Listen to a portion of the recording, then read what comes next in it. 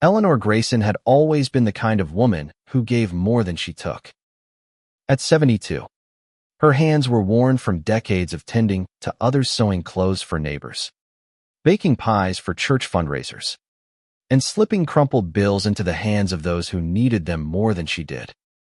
Her small house in Willow Creek, a quiet town nestled in the rolling hills of Ohio, was a haven for anyone who knocked. Her heart, it seemed, was too big for her modest life.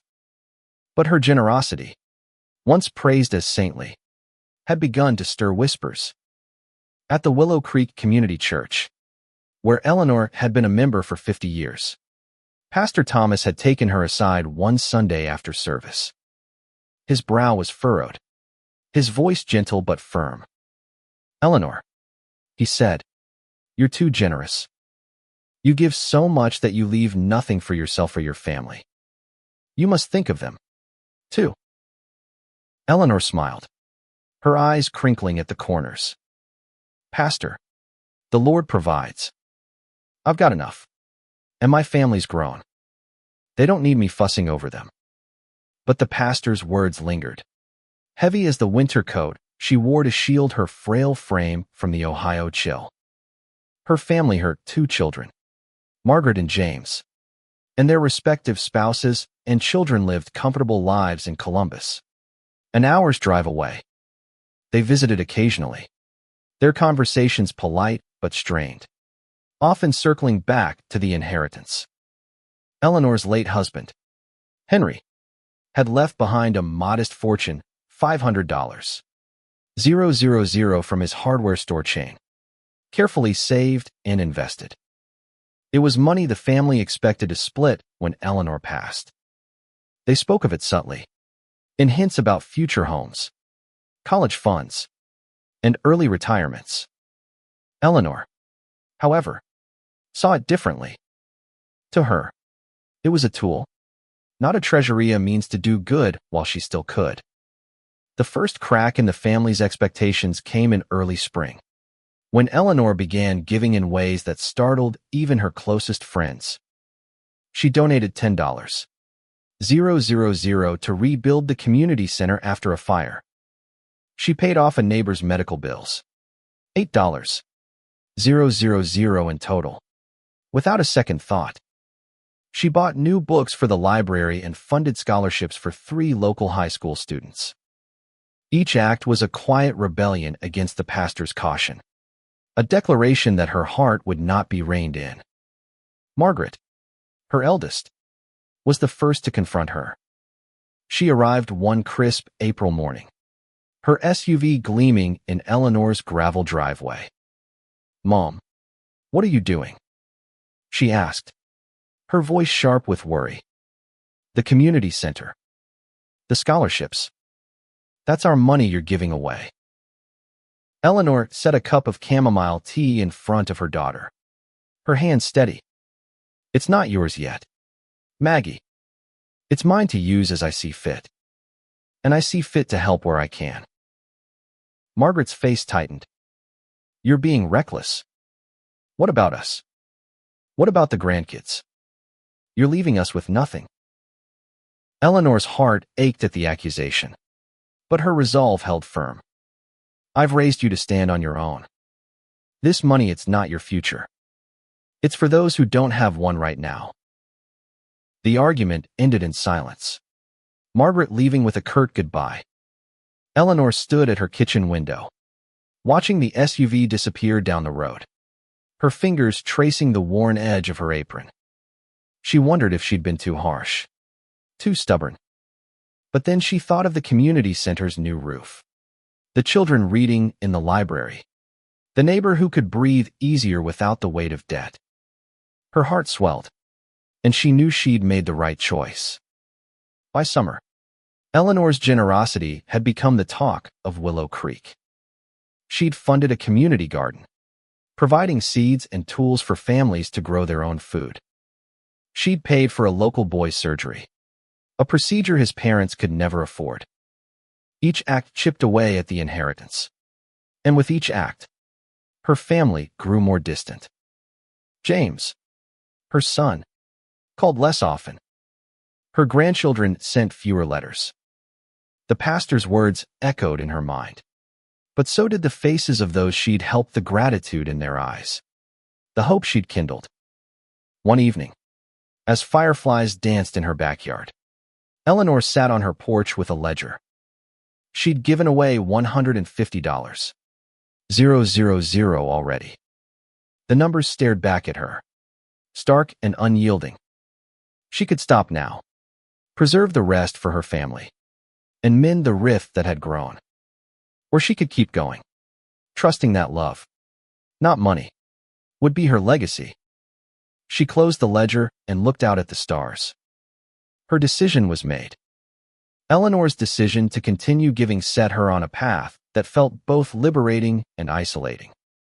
The summer sun bathed Willow Creek in golden light, but the warmth couldn't reach the growing chill between her and her family.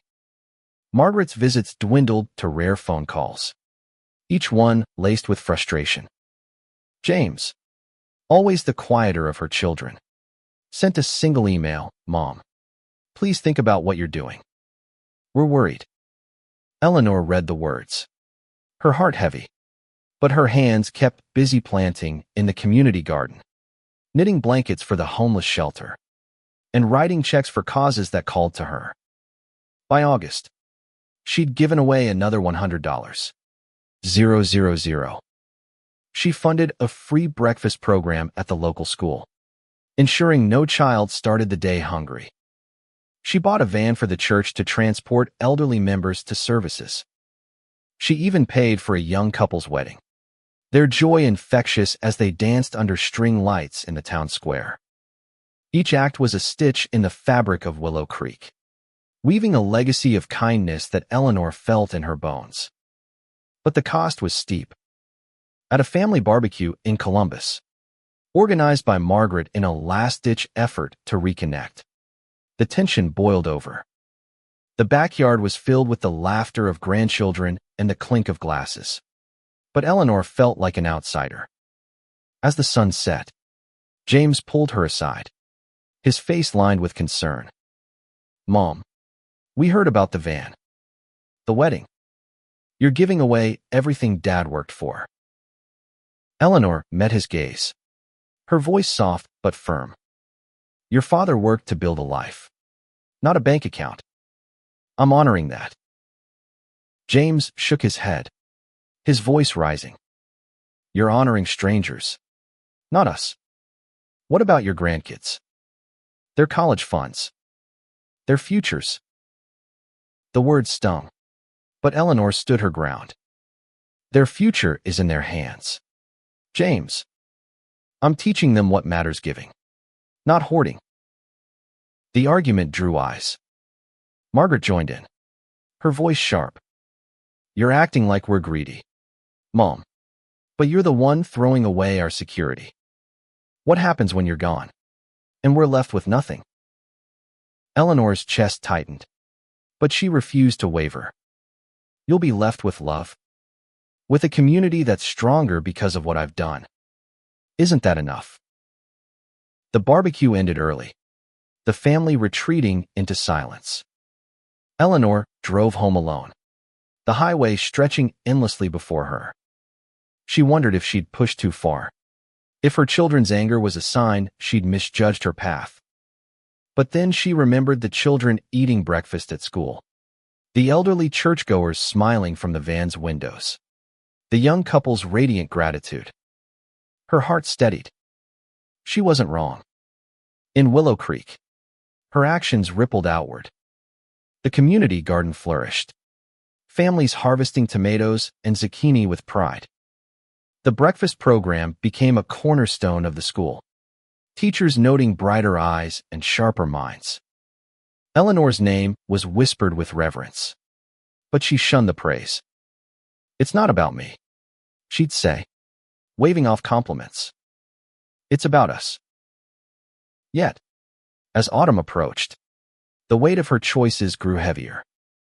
Her bank account, once robust, was dwindling. She'd given away $250. 000. leaving $250. 000 still untouched. The pastor's warning echoed louder now, joined by her children's voices. She began to question herself, not her heart, but her timing. Could she have spread the giving differently? Should she have saved more for her family? Even a little, to ease their fears. One crisp September evening, Eleanor sat in her living room, a photo of Henry on the mantel. She spoke to him as she often did, her voice a whisper. Am I doing right by you? Love. Am I doing right by them? The silence offered no answers, but the warmth of her memories did. Henry had been a giver, too, slipping extra nails into customers' bags, offering discounts to struggling families. He'd understand. She opened her ledger again, her pen hovering over the numbers. There was still time to change course, to save what remained. But as she looked out her window at the garden, at the town she'd helped nurture, she knew her path was set. She'd give until there was nothing left to give. Autumn painted Willow Creek in shades of amber and crimson, but Eleanor's world felt gray. Her family's silence was deafening. Margaret stopped calling altogether, and James's emails ceased. The grandchildren, once eager to share stories of school and sports, sent nothing. Eleanor filled the void with her work tending the community garden, organizing a coat drive for winter, and funding a free clinic day at the local health center. Each act was a balm for her aching heart, but the loneliness lingered. She'd given away another $50, 000 by October, bringing her total to $300. 000. The clinic day was a triumph. Dozens of families received care they'd long delayed, their gratitude warming Eleanor's soul. She sat with a young mother, Maria, whose son had received a free checkup. You don't know what this means, Maria said, tears in her eyes. We couldn't afford it otherwise. Eleanor squeezed her hand. You don't owe me a thing.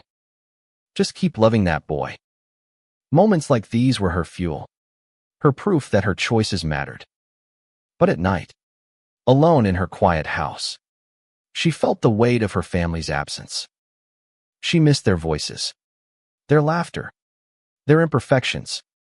One chilly evening, Pastor Thomas visited, his coat dusted with early snow. He sat at her kitchen table, his eyes kind but searching. Eleanor, the town's talking about you like you're a saint. But I see the strain in your eyes. Are you sure about this path? Eleanor poured him tea, her hands trembling slightly. I'm sure of the good it's doing. But my family, they think I've betrayed them. The pastor leaned forward. They love you. They're scared. That's all. Maybe there's a middle ground. Give to the community, but save something for them, too. She shook her head, her voice soft but resolute. If I hold back now, I'm saying their security matters more than Maria's son, or the kids at the school, or the folks at the shelter. I can't do that, Pastor. He sighed, his expression a mix of admiration and concern. You're a rare soul, Eleanor. But even rare souls need family. After he left, Eleanor sat by her fireplace, the crackling flames her only company. She thought of her children's faces, their anger, their fear. She thought of Henry, who'd always said, give until it hurts, then give a little more. She'd followed his creed, but the hurt was deeper than she'd expected. The next day, she drove to the community center, where a group of volunteers was sorting donations for the coat drive. A young man, barely 20, approached her. Mrs. Grayson, I got into college because of your scholarship. I just wanted to say, you changed my life. Eleanor's eyes misted. You're changing your own life, dear. I just gave you a nudge. His gratitude was a reminder of why she'd started this journey, but it didn't erase the ache of her family's absence. By November, The inheritance was down to $200. 000. Eleanor funded a heating assistance program for low-income families, ensuring no one shivered through the winter. She bought instruments for the school's music program, the sound of trumpets and violins filling the air at the winter concert. Each act was a step further from her family's expectations, but closer to the legacy she wanted to leave. One evening, as she wrapped presents for the church's Christmas outreach, a letter arrived from Margaret. It was short, her handwriting sharp. "Mom, we're coming to talk. This has to stop." Eleanor's heart sank. She'd known this moment was coming, but its arrival felt like a storm on the horizon. She set the letter down and looked at the presents, each one destined for a child in need. She felt torn between the family she loved and the community she'd chosen to serve. As she prepared for her family's visit, Eleanor prayed for strength. She wanted them to understand, to see the world through her eyes. But deep down, she feared they never would. The day of the family meeting arrived like a cold front, crisp and unyielding. Eleanor's small living room was crowded with her children, their spouses, and her eldest grandchild, Emily, now 17. The air was thick with tension, the kind that settles when love and resentment collide. Eleanor had baked cookies. Their warmth sent a fragile attempt at hospitality, but no one touched them. Margaret spoke first, her voice measured but firm. "Mom, we've been patient, but this has gone too far. You've given away $300. 000. That's more than half of Dad's legacy. We need to know you'll stop." Eleanor sat in her armchair, her hands folded in her lap. "I can't stop. Maggie, there's too much need out there. I'm not doing this to hurt you." James leaned forward, his jaw tight. "Then why does it feel like you're choosing strangers over us? You're leaving us with nothing." "Mom." "Nothing." Emily, usually quiet, spoke up, her voice trembling. "Grandma, I love you, but I was counting on that money for college. Now I'm scared I won't be able to go." Eleanor's heart broke at her granddaughter's words. She reached for Emily's hand, but the girl pulled back. "Emily, sweetheart, I've set up scholarships for kids just like you. If you need help, it's there. But this money, it's not just for us. It's for everyone." Margaret's eyes flashed. "That's the problem, Mom. You think everyone matters more than your own flesh and blood. Dad would be furious." The mention of Henry stung. Eleanor's voice wavered. "Your father gave in his own way. He'd understand why I'm doing this. He'd want me to help those who have nothing." The room fell silent, the weight of her words hanging heavy. James stood, pacing. "We're not saying don't help. But there's a limit. You've crossed it." Eleanor looked at her family, their faces a mix of anger, fear, and hurt. She wanted to bridge the gap, to make them see the joy in her giving. But their pain was a wall she couldn't climb. "I love you all," she said softly. "But I can't live my life holding on to money that could change lives now. I'm not gone yet. Let me do this while I'm here." The meeting ended without resolution. Margaret and James left with their families, their goodbyes curt. Emily lingered, her eyes searching Eleanor's. "I want to understand, Grandma," she whispered. "But it hurts." Eleanor hugged her, tears in her eyes. "I know, darling. I'm so sorry it hurts. But I hope one day you'll see why." After they left, Eleanor sat alone, the house quieter than ever. She felt the weight of their anger, their fear that she'd robbed them of security. But she also felt the fire of her purpose burning bright.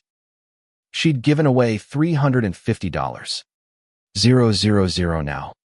funding a shelter for abused women, a program that felt personal after years of hearing their stories at church. She saw their faces in her mind, women finding safety, children finding hope. It was worth it, she told herself. It had to be. Winter settled over Willow Creek, and Eleanor's giving continued. She funded a job training program for the unemployed, watching men and women regain dignity as they learned new skills. She donated to the food pantry, ensuring no one went hungry during the holidays. Each act was a prayer, a plea for her family to one day understand. By Christmas, the inheritance was down to $150. 000. Eleanor attended the church's Christmas service, her heart lifted by the choir's voices and the warmth of the community. Pastor Thomas approached her afterward, his smile bittersweet. You've changed this town, Eleanor. But I pray you find peace with your family, too. She nodded, her throat tight. I'm trying, Pastor. I'm trying. That night, as snow fell outside, Eleanor wrote letters to her children and grandchildren, pouring her heart onto the page. She explained her choices, her love for them, her hope that they'd see the world as she did. She sealed the letters but didn't send them. Not yet. She wanted one last chance to show them, not just tell them, why she'd given everything away. The new year brought a quiet resolve to Eleanor's heart. She'd given away $400. 000. Leaving just $100. 000 of the inheritance. Willow Creek was transformed, new programs, rebuilt spaces, and lives touched by her generosity. But the cost was her family's trust. The letters she'd written remained unsent, tucked in a drawer, waiting for the right moment. She prayed it would come soon. In January, Eleanor funded her final major project, a youth center for Willow Creek's teenagers. A safe space for them to learn, play, and dream. She worked with the community to design it, her hands busy with plans and her heart full of purpose. The center's opening was set for spring, and she poured $75. 000 into it, leaving just $25. 000 in the bank. It was a risk, but Eleanor had never shied away from risks for the sake of others. One cold morning, as she sorted donations for the youth center, Emily arrived unannounced. Her cheeks were flushed from the cold, her eyes uncertain. "Grandma, can we talk?" she asked. Eleanor's heart leaped. She led Emily to the kitchen, where they sat with mugs of hot cocoa. "I've been thinking," Emily said, her voice hesitant. "I went to the community garden last week. I saw the kids you're helping, the families. I think I get it now, but it still scares me." Eleanor reached for her hand, and this time, Emily didn't pull away. "I never wanted to scare you, sweetheart. I just wanted to show you what love can do. Not just for us, but for everyone." Emily nodded, tears in her eyes. "I want to help with the youth center. Can I?" Eleanor's smile was radiant. "Of course, darling. It's for you, too." Emily's involvement was a spark of hope, but Margaret and James remained distant. Eleanor invited them to the youth center's opening, hoping the event would bridge the gap. She spent weeks preparing, her energy fueled by the thought of her family seeing her work in action. The center was a modest building, but it buzzed with life: art rooms, study spaces, a small gym. The community rallied around it, volunteers painting walls and donating supplies. The opening day arrived in April, a bright spring morning. Eleanor stood at the entrance, her heart pounding as townspeople gathered. Emily was there, helping kids paint murals on the walls. But Margaret and James didn't come. Eleanor's smile faltered, but she pushed through, welcoming families and sharing her vision for the center. As the event ended, a young boy approached her, his eyes bright. "Mrs. Grayson, this place is awesome. I can't wait to come back." Eleanor knelt to his level, her voice warm. "You come back anytime. Okay. This is your home now." The boy's mother, a single-parent Eleanor had helped through the job training program, hugged her tightly. "You've given us so much," she said. "I don't know how to thank you." Eleanor's eyes misted. "Just keep shining, dear. That's thanks enough." That night, alone in her house, Eleanor felt both full and empty. The youth center was a triumph, but her family's absence was a wound that wouldn't heal. She took out the letters, reading them again. She decided it was time. She mailed them, her hands trembling as she dropped them in the mailbox. She'd laid her heart bare, hoping they'd understand. The next week, a letter arrived from James. It was brief but softer than before. "Mom, I'm trying to see your side. The youth center, it's amazing. But I need time." Eleanor clung to those words, a flicker of hope in the darkness. With only $25,000 left, Eleanor faced her final decision. She could save it, a gesture to her family, or give it away, completing her mission. She sat in her garden, the flowers blooming around her, and made her choice. Spring blossomed fully in Willow Creek, and with it came a reckoning for Eleanor. The youth center was thriving, its doors open to every teenager in town. Emily had become a regular volunteer, her laughter a melody Eleanor cherished. But the rift with Margaret and James remained, their responses to her letters cautious but not unkind. They were trying, and that was enough for now. Eleanor's final $25,000 weighed heavily on her mind. She sat in her garden one morning, the air sweet with lilacs, and thought of Henry. He'd always said their love was their true wealth, not the money in the bank. She'd lived by that creed, giving until her account was nearly empty. Now, she faced the end of her journey. She decided to give the last of the inheritance to a cause close to her heart, a fund for elderly residents of Willow Creek, ensuring they could stay in their homes with dignity. It was a quiet act, announced only to the church, but it felt right. The money would help pay for repairs, utilities, and care for those who'd given their lives to the town, just as she had. When the news spread, the community gathered at the church to honor her. Pastor Thomas spoke, his voice thick with emotion. "Eleanor Grayson has shown us what it means to love without limits. She's given not just money, but hope." Eleanor stood before them, her frail frame steady. "I didn't do this for praise," she said. "I did it because we're all family here. We take care of each other." The applause was thunderous, but Eleanor's eyes searched the crowd for her children. They weren't there. Her heart ached, but she held her head high, knowing she'd done what she believed was right. Days later, Margaret and James arrived at her house, their faces softer than before. Emily was with them, her smile bright. "We read your letters," Margaret said, her voice breaking. "We saw the youth center.